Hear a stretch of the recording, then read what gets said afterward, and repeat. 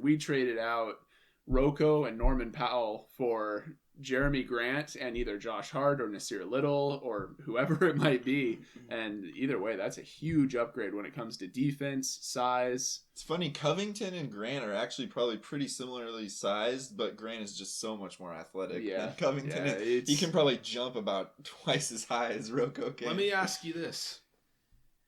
In the playoffs, when you have Covington versus Jeremy Grant, do you think that Jeremy Grant is going to miss 2 dunks in a playoff game where Damian Lillard has 55 points? I hope not, and I don't think he would. What's up, guys? Welcome to From the Logo. If you like the video, comment your thoughts below. If you want to.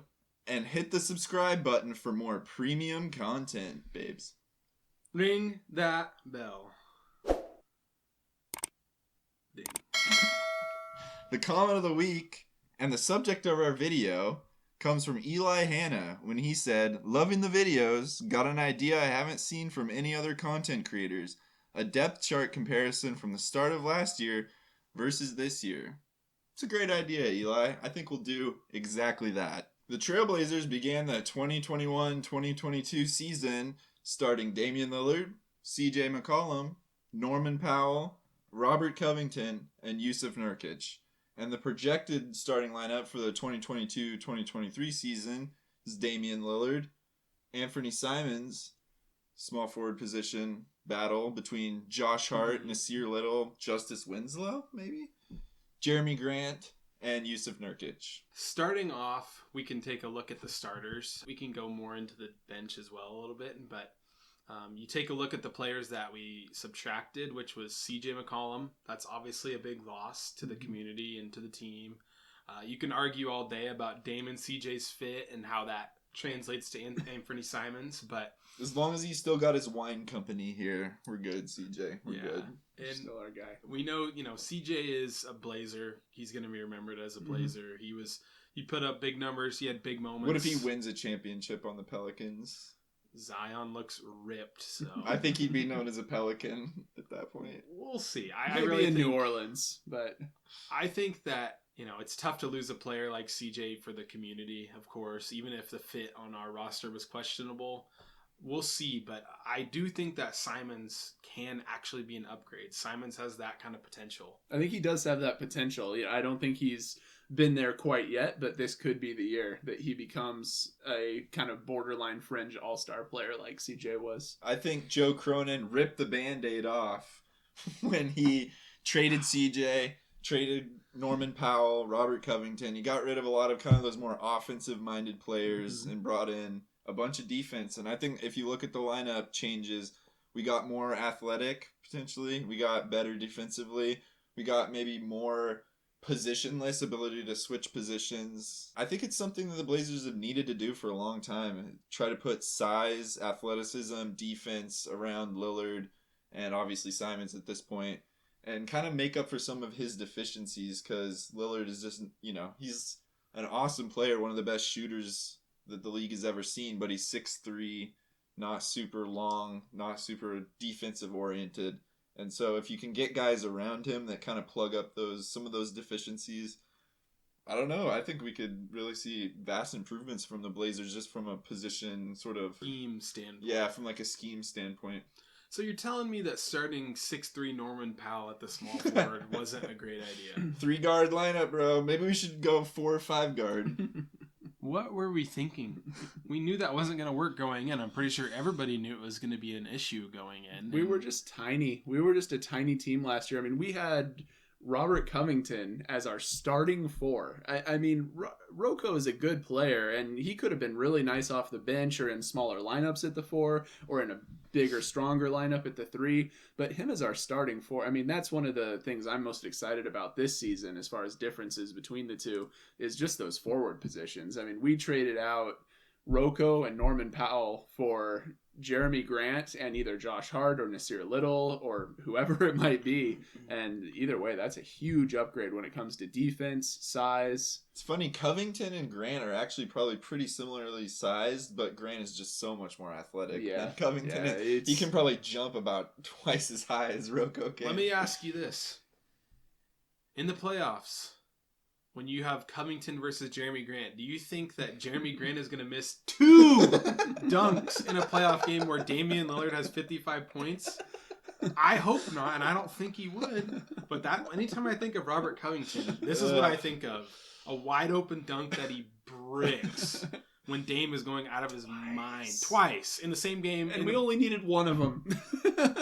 In case you guys couldn't tell, I'm seated in a chair right now, and that's the position that Norman Powell plays defense in. He's got that low squat defense. I'm going to miss that. I missed it at the end of last year, too. I don't think you need to get any lower, Norman. I think you need to get up. I liked what Norm brought. It was just he was not in the right spot. Offensive-oriented player. Yeah, and we didn't have the right luxury of players to play him at the spot he would have been best at. Yeah, he would have been better as a 2, but we had talented 2s all day long. The Blazers offensive minded. If we could have kept Norman Powell while keeping all the other changes we made, I still think he could have found a spot on this team.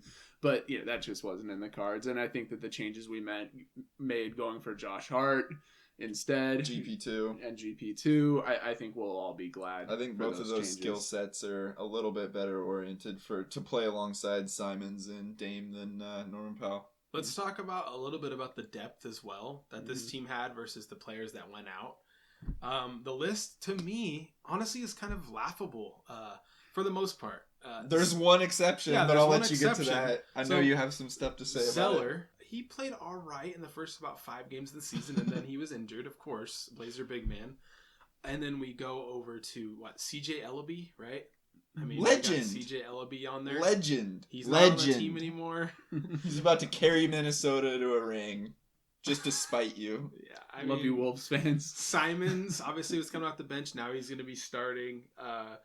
Larry Nance, that was a loss. That's the one. That's the loss. That was a loss, and he was a great player. But guess, what I love most about Larry Nance is the fact that I can dislike what he did to us last year. Yeah, he really wrecked our draft hopes. He, for about the month before the trade deadline, seemed like he had mailed it in. He was not playing very well. He was not playing very effectively. He wasn't shooting the ball very much. He didn't seem very engaged. We traded him to the Pelicans, and we got a pick that was projected to be a lottery pick if the Pelicans missed the playoffs. Lottery picks? We would have had 2 lottery picks? What are you telling me? Paolo Banchero, here we come. Guess what happened? Larry Nance Jr. turned into Shaquille O'Neal. He was averaging 17 and 12 in the playoff, to get them to the playoffs. The play-in games. Against the Clippers, he was literally bullying people left and right, bringing the ball up the floor. CJ was hitting every 3. How frustrating was that? And they did that just enough to get into the playoffs despite our pick, and then they get swept? Or I think they actually played pretty well. They put a pretty good performance, but CJ started looking like CJ. Yeah. Nance started looking like Nance. Yes, not Shaq. He was not Shaq and Kobe. The Nance is a big loss, but I think that the depth we've gained, I think Watford is ready to step into a big role coming in there for Nance. Kind of a similar role in terms of being able to bring the ball up, pass pretty well. And Snell, we don't talk about Snell because he was another player that legendarily could have a all zero stat line in 30 minutes, and then on the Pelicans he's hitting corner threes.